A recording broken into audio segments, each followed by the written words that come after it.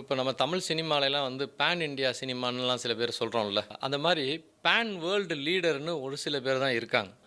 அதில் ஒருத்தர் மோடி ஐயா.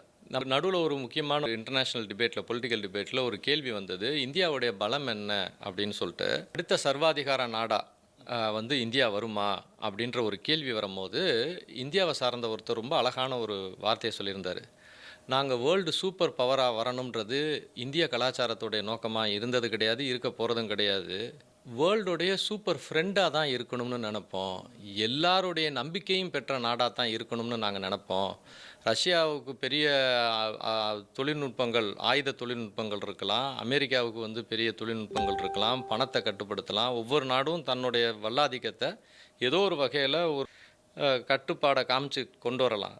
இந்தியா கிட்ட என்ன இருக்குது அப்படின்னு சொன்னோம்னா, நம்மக்கிட்ட தான் எல்லாரும் நம்பக்கூடிய நம்பிக்கை இருக்குது. நீங்கள் ரஷ்யாவும் நம்மளை நம்பும், அமெரிக்காவும் நம்பும், சைனாக்காரனும் எவ்வளோதான் நம்ம கூட லடாயாக இருந்தாலும் நம்மளை நம்புகிறான்.